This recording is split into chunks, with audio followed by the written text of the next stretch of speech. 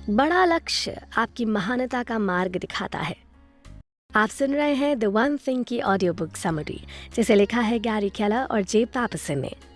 पिछले चैप्टर में हमने संतुलित जीवन के भ्रमों के बारे में जाना। उस पर चर्चा करते हुए हमें पता चला कि संतुलित जीवन एक आदर्शवादी विचारधारा हो सकती है, लेकिन यथार्थवादी नहीं।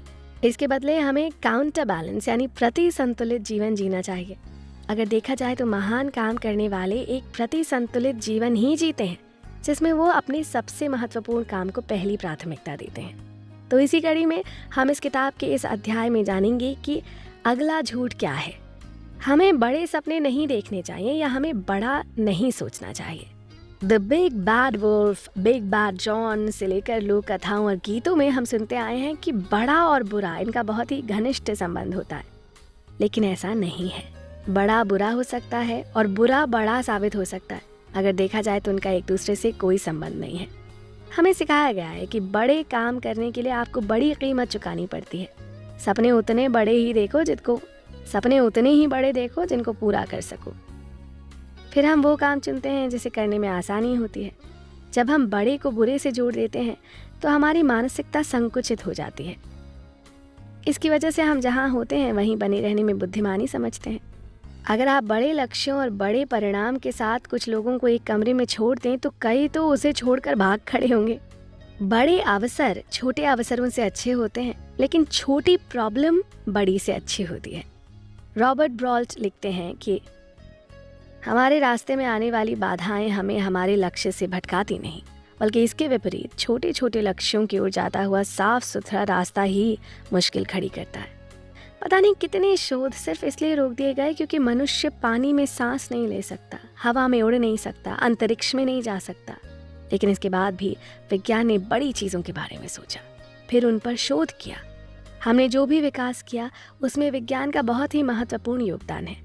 विज्ञान की सबसे बड़ी खासियत है कि वो सिर्फ अनुमान ही नहीं लगाता, बल्कि उस पर काम भी करता है। इसीलिए तो उसे विकास करने की कला कहा गया है। जब किसी को भी कामयाबी हासिल करने और अपनी क्षमताओं को सही तरीके से नापना नहीं आता, तो फिर वो ये क्यों सोचता है कि वो बड़ा नहीं सोच सकता, या फिर किसी के कहने पर ये विचार क्यों बना लेता है कि उसे बड़े सपने नहीं देखने चाहिए।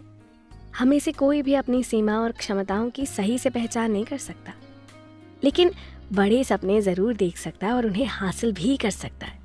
अगर किसी ने सबीर भाटिया से ये कह दिया होता कि आप बड़ा सपना ना देखें क्योंकि आप पूरा नहीं कर पाएंगे, और वो उसे मान लेते, तो क्या आज वो इतना बड़ा मुकाम हासिल कर पाते? सबीर भाटिया जब अमेरिका आए थे तो उनकी जेब में मात्र $250 थे। उनके पास राशि भले ही छोटी थी, लेकिन उनके इरादे बड़े थे। वो एक बड़े बिजनेस प्लान और आत्मविश्वास के साथ अमेरिका पहुंचे थे। उन्होंने अपना बिजनेस एक बड़े बिजनेसमैन की तरह बढ़ाया।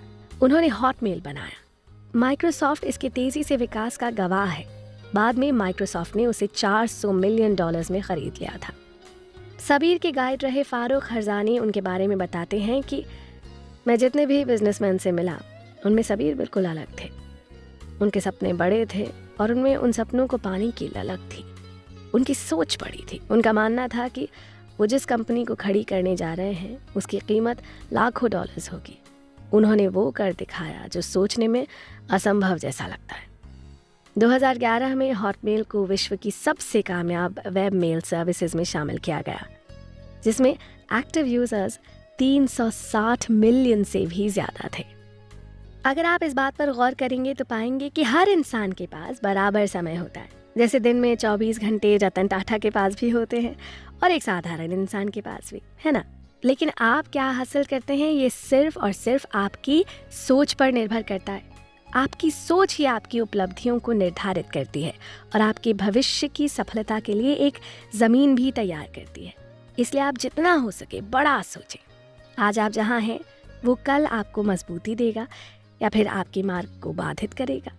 यह आपको नई उपलब्धि तक लेकर जाएगा या फिर आपने जहाँ से शुरुआत की थी ना उसी के आसपास भटकाता रहेगा।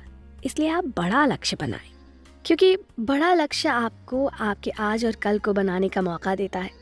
आर्थर गिनेस ने अपनी पहली शराब की फैक्ट्री शुरू करने के लिए उस जगह को 9000 सालों की लीज पर ले लिया था। जब J.K. रोलिंग हैरी पॉटर की 7 किताबों में से पहले का पहला चैप्टर लिख रही थी तो उन्होंने 7 किताबों की कल्पना कर ली थी। बड़ी सोच या बड़ी कल्पना सिर्फ व्यावसायिक दुनिया में ही लागू नहीं होती, इसका आप हर क्षेत्र में उपयोग कर सकते हैं। 1998 में रायन ने अपनी टीचर से एक कहानी सुनी थी जो अफ्रीका में साफ पानी लाने पर आधारित थी। उस समय रायन मात्र 6 साल के थे। उस कहानी ने उन्हें इतना प्रेरित किया था कि फिर बाद में उन्होंने रायन्स वेल फाउंडेशन स्थापित किया।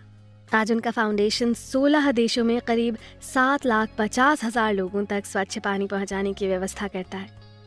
बड़ा लक्ष्य आपकी महानता का मार्ग दिखाता है।